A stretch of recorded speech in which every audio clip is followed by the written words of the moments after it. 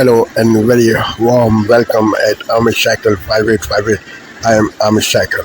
Following news have been reported by American, European, Asian, African, Australian news channels and the news agencies. So please, let's go to the headlines. Tonight, the breaking news: Disney ABC says Jimmy Kimmel will return tomorrow night.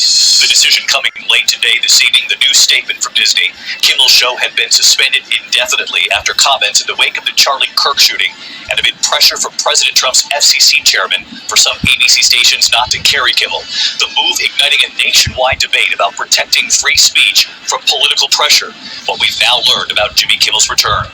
Also breaking tonight, President Trump's new guidance playing out on live TV late today for pregnant women across this country when it comes to using Tylenol, acetaminophen, during pregnancy.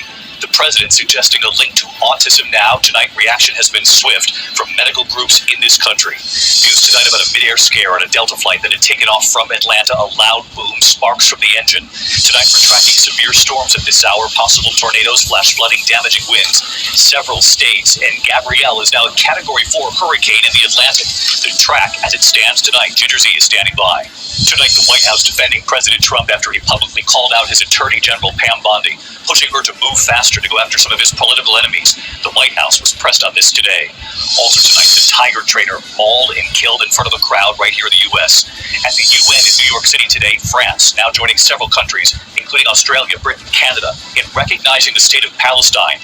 President Trump will address the UN General Assembly tomorrow. The chaotic scene, police say a coach shot at a youth baseball game. Tonight, Spider-Man star Tom Holland injured on the set, but we're learning about his condition. Also, the earthquake rattling the San Francisco Bay Area. And America Strong, some people wait their whole life for this. For a 4-year-old boy, it's already happened. You have to see his smile. From ABC News World Headquarters in New York, this is World News. U.S. attorney here, where she's announcing charges against a 17-year-old involved in the shooting of a D.C. firefighter. The firefighter tried to grab the barrel of the gun, and at that point, the defendant pulled the trigger, and the firefighter was shot in the chest. He started at that point to bleed out heavily, and it's our understanding that the 17-year-old was shot in the hand at about the same time. That 17-year-old is now in custody thanks to the work of the Metropolitan Police Department and the FBI, and we have the aid in charge. We'll speak to you in a few minutes. Now, this case, is another example of juveniles with a gun who are going after the law-abiding citizens in this district. It is another example of why President Trump is moving to make sure that these defendants and that these young punks are being brought into the criminal justice system so that we have access to them, so that we get a criminal record, and so that we are able to identify them as the violent punks that they are. Now, on this male, this 17-year-old, today stands charged with armed robbery while possessing a firearm in violation of 22 D.C. Code, Section 4504. He is also charged with the possession of a firearm during a crime of violence, and he is charged with aggravated assault while armed. This case is going to be prosecuted in the D.C. Superior Court, where there is a mandatory minimum for these charges of 5 years. And as we speak now, the defendant is being presented in the Superior Court. Now, this is a very sad commentary on what's going on. As a result of the surge, we have seen a reduction in violent crime, but we are continuing to see innocent Washingtonians in a situation where they're being approached by young kids with illegal guns who have no concerns about their accountability. And it is a reminder of why the president has decided to put additional resources into making D.C. safe for the people who live, work, and visit here. Now, these out-of-control juveniles who think nothing of illegally possessing a weapon and holding up individuals are now going to find that they will be made accountable, that there will be consequences, and there will be no more coddling of young criminals. This is why we fight. This is why we prosecute, and this is why the president is making safety a priority in the district. Hey, Sean Hannity here. Hey, click here to subscribe to Fox News YouTube page and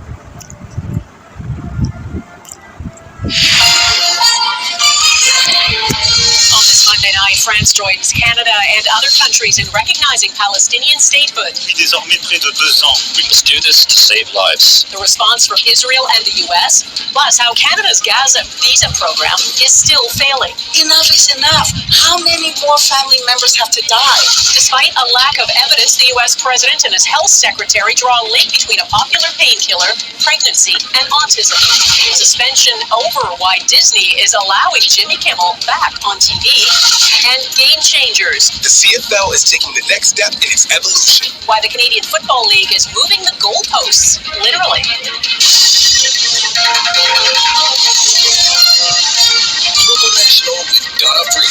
Good evening and thanks for joining us. World leaders are increasing the pressure on Israel as it continues its war on Gaza despite international outrage and accusations of genocide.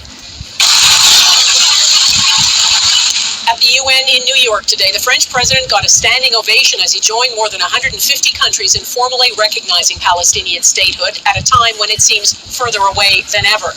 He and others condemned the October 7th attacks by Hamas on Israel, but the head of the UN said what Israel is doing to Palestinians now is morally, legally intolerable. And keeping a two-state solution alive, he says, is the only path to lasting peace. What is the alternative?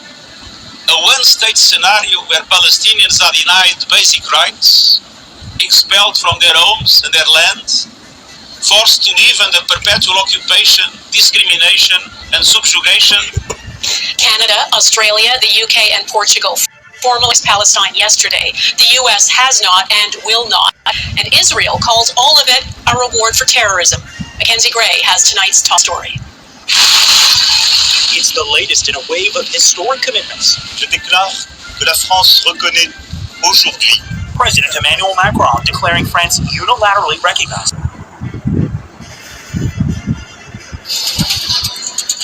This is DW News, live from Berlin. More and more countries are recognizing a Palestinian state, piling pressure on Israel to end the war in Gaza. French President Emmanuel Macron declares Palestine a state at the UN. This comes a day after Australia, Britain, Canada, and Portugal recognized statehood as a way out of the Israeli-Palestinian conflict.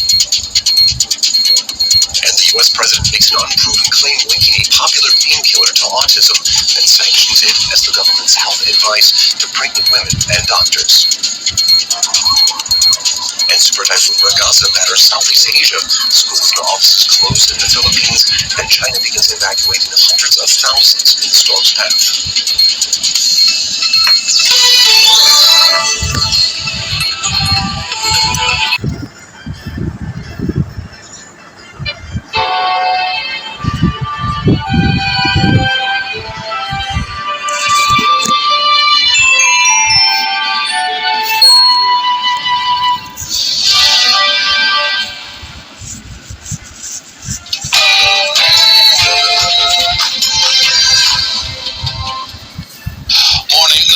Facing a backlash on his migration policy, which he announced yesterday. Reform UK revealed plans to abolish indefinite leave to remain, and it's been described by charities as an unworkable stunt based on dodgy maths. We will not only say that these people do not qualify for indefinite leave to remain, we will abolish indefinite leave to remain as a category in this country. And as Britain grapples with immigration, can Nigel Farage's bold vision hold up under examination? Hot water for the Duchess of York. 6 charities drop Sarah Ferguson over emails to the convicted paedophile Jeffrey Epstein. The Scottish Government has announced £100,000 will be given to councils to control seagulls. It comes ahead of a summit in Inverness to look at the impact they're making. And there are calls to bring back bungalows, research suggesting that many people who are over 55 want to buy one in their next property move. And could beaches be a thing of the past? There's a new holiday travel trend this autumn, and Hayley Sparks will tell you what it is. And in sport this morning, PSG's Ousmane Dembele has won the Ballon d'Or, while England's Hannah Hampton won the Best Female Goalkeeper award. Also, Christian Horner leaves Red Bull with around £18 million in his back pocket, and the heat ramps up for this weekend's Ryder Cup. Hello there, good morning. Another chilly start with some mist and fog in places, but otherwise plenty of sunshine. Stay tuned and I'll have all the details. On this Tuesday morning, good to have you on board. Thank you for watching. I'm Eamon Holmes. I'm Penny Smith, and this is GB News Breakfast.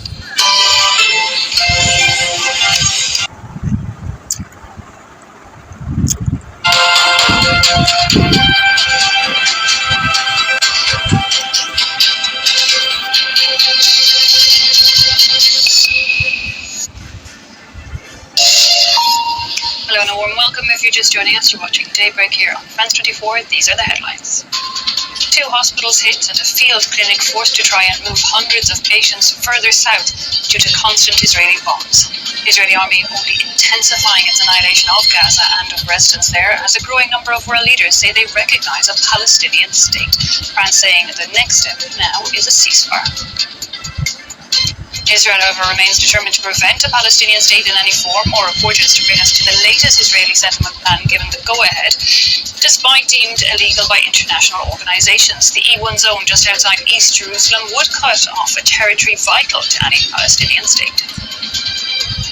And back on air, late-night host Jimmy Kimmel allowed to return to ABC, having been suspended last week over comments that Trump supporters were capitalizing on the murder of Charlie Kirk. Not all of ABC's channels, however, accepting to broadcast it. Good to have with us also coming up in the programme on Press Review. We'll be looking at the outrage after a Chinese journalist who alerted about the COVID-19 pandemic in Wuhan was sentenced to 4 years in prison for the second time.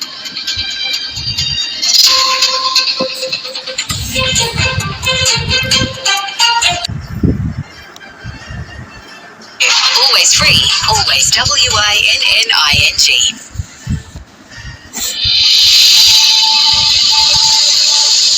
Today, world leaders discuss the next steps towards a Palestine-Israel two-state solution ahead of the United Nations General Assembly.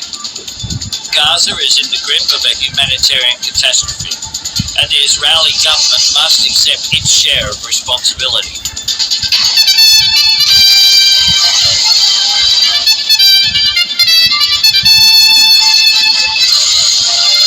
An 8-person charge with murder following the stabbing deaths of 2 boys in Melbourne's Outer West earlier this month. Hong Kong braces for Super Typhoon Regasa after the system swept through the northern Philippines.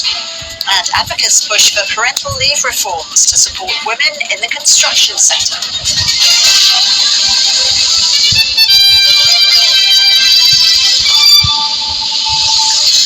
Hello and welcome to ABC News. I'm Ros Childs. Prime Minister Anthony Albanese has addressed world leaders at the United Nations in New York, calling on Israel to accept a share of responsibility for the devastation in Gaza. And it comes after Australia officially recognised Palestine as a sovereign state alongside the UK, Canada and France.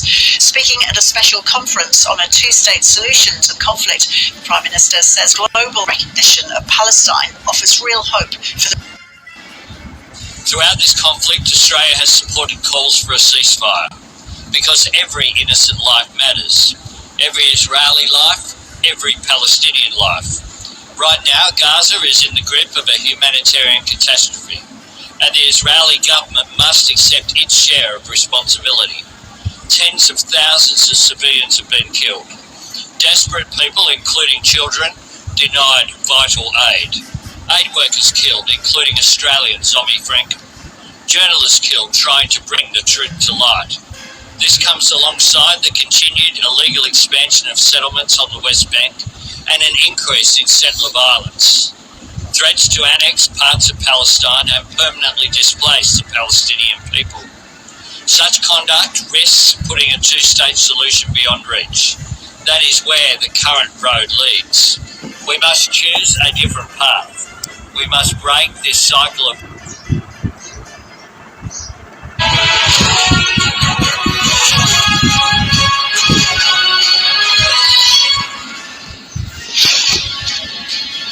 very good morning to you. It's 6 o'clock on today's show. Doctors reassure pregnant women that it's safe to take paracetamol this after Donald Trump links it to autism.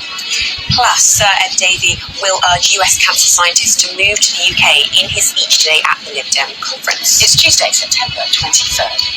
Experts dismiss claims from Donald Trump that using paracetamol when pregnant increases the risk of autism.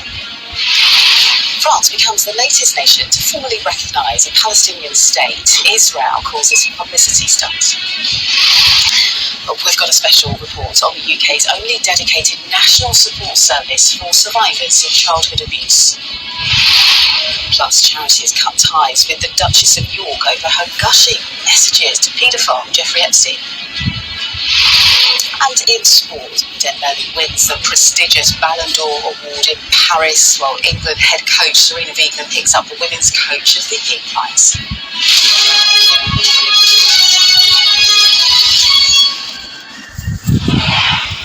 Good morning, Donald. This is Asia Now. It's 12 p.m. in Singapore and Hong Kong, 9:30 New Delhi, and 11 o'clock in Jakarta. I'm Rani Samtani. At this hour, hundreds of flights cancelled as Super Typhoon Ragasa pummels parts of Asia. It's said to be the most powerful storm in the region this year, barreling towards Hong Kong after battering the Philippines. More world leaders rally behind Palestinian statehood at the UN. France and 6 other countries join the diplomatic push, defying Israel and the U.S. And the U.S. and India resume high-level trade talks. Marco Rubio says relations with New Delhi are of critical importance after meeting S. Jaishankar in New York.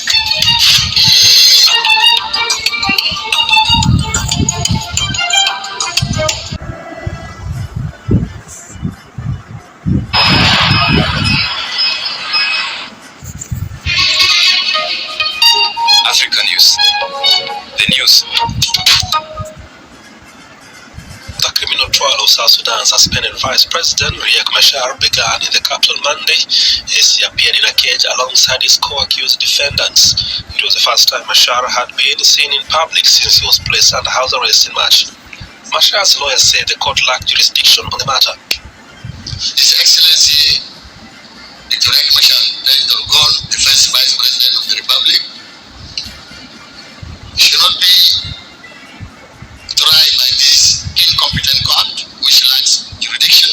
The trial was televised nationally. In addition to treason, Machar and 7 others face charges of crimes against humanity, murder, conspiracy, terrorism, destruction of public property, and military assets. My lord's argument is weak and lacks substance.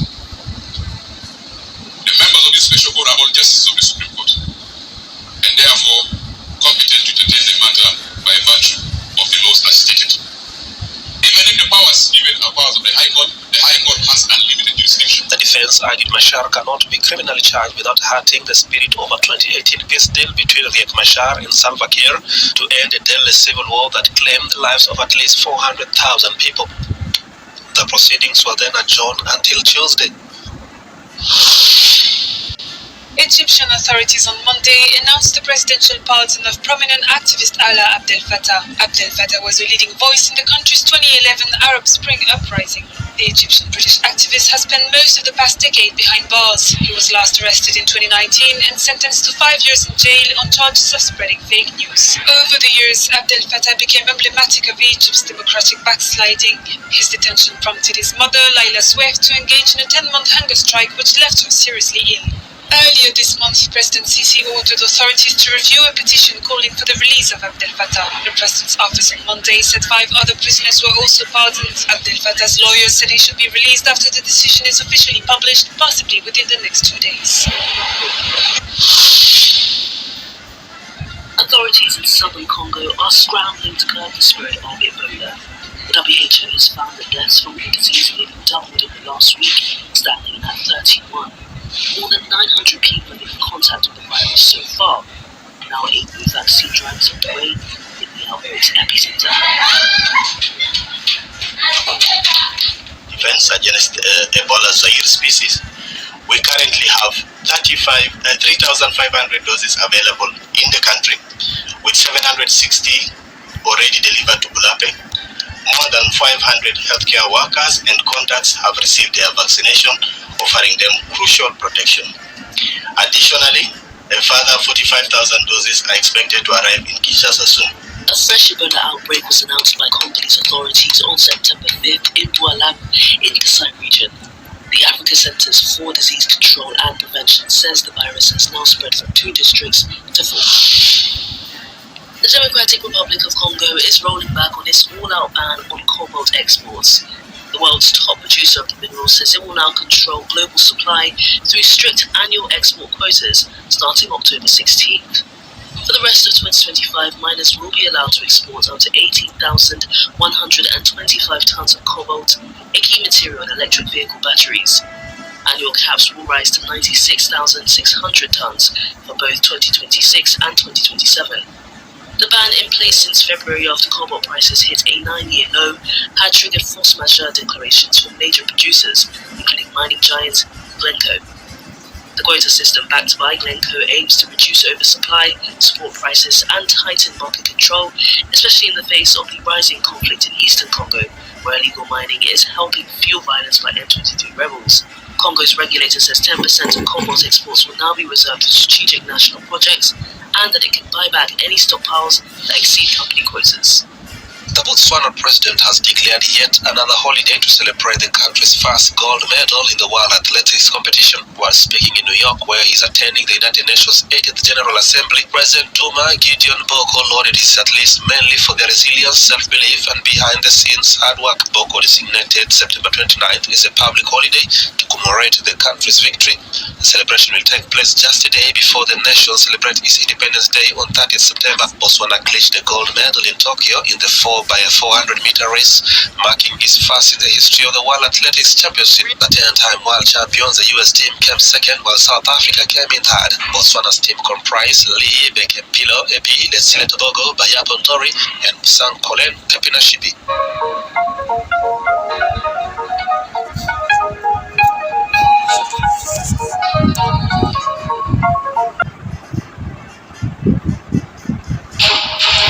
Breaking news, Jimmy Kimmel returning to TV just days after Disney announced it was pulling him off the air indefinitely.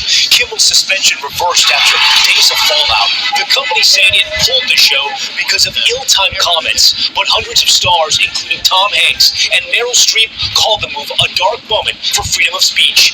This just in, the White House's controversial autism announcement linking acetaminophen during pregnancy to autism. The president multiple times saying, "Don't take Tylenol," though its maker insisted it's safe. Tens of thousands gathering for Charlie Kirk's memorial. The emotional moment his wife said, "I forgive him," about her husband's killer. But in the next speech, President Trump saying he hates his opponents. And tonight, how he's directing his AG to target political foes. As Israeli strikes blast through Gaza City, the clash at the United Nations, as more than 100 nations recognize a Palestinian state. Priced out, how rising housing prices have forced a growing number of Americans to move into RVs. Tonight, we'll show you life in these cramped spaces. Build a Fortune, the surprising stock surge, not from a tech company, but from Build-A-Bear, how the beloved toy store is crushing economic expectations. And no laughing matter, in the middle of a comedy show, a man collapses from cardiac arrest, how the crowd worked together to save his life. We reunite them tonight. Nightly News starts right now. This is NBC Nightly News with Tom Yamas.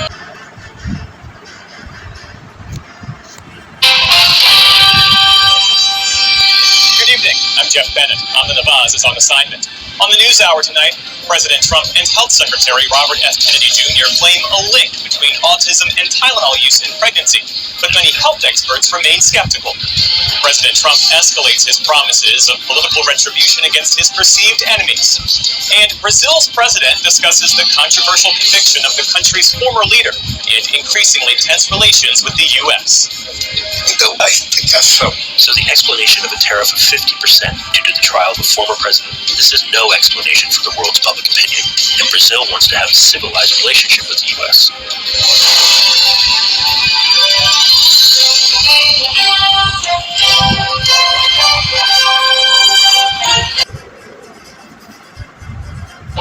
I'll say it, it's not good. The president links the active ingredient in Tylenol to a rise in autism. racism. With Tylenol, don't take it. Don't take it. Our Dr. John LaPook will put this in perspective. Also tonight, the return of Jimmy Kimmel. Disney ABC ends his suspension. He'll be back on the air tomorrow night. Eye on America is at the beginning of the end of animal testing. Pressure is building from across the political spectrum. And meet America's newest astronaut recruits. Your next giant leaps start here. Thank you, and Godspeed. From CBS News headquarters in New York, this is the CBS Evening News. Good evening, I'm Maurice Dubois. I'm John Dickerson. President Trump appeared on national television today and made an announcement that will raise a lot of questions. We will try our best tonight to answer them for you. The president said pregnant women should not take acetaminophen, the active ingredient in Tylenol. That is because, the president claimed, use of Tylenol in pregnancy is linked to a rise in autism in children. Our Dr. John LaPook is here to help us understand the implications, but we begin with Ed O'Keefe at the White House. Ed? Good evening. The president's been under enormous pressure from his health secretary, Robert F. Kennedy Jr., and the movement the secretary leads to figure out the increase in autism cases across the country in recent years. The president said what they announced today is just the start. President Trump today tried reversing decades of medical advice given to pregnant women. Don't take Tylenol. Welcome to Democracy Now!, democracynow.org, the War and Peace Report. I'm Amy Goodman. Britain, Canada, Australia, and Portugal formally declared recognition of a Palestinian state on Sunday ahead of the United Nations General Assembly. This is British Prime Minister Keir Starmer. Today, to revive the hope of peace and a two-state solution, I state clearly, as Prime Minister of this great country, that the United Kingdom formally recognizes the state of Palestine. France and several other countries are expected to recognize Palestine this week, joining more than 140 countries that now recognize a Palestinian state. Issam Zomlot, the Palestinian ambassador to the United Kingdom, spoke on Sunday.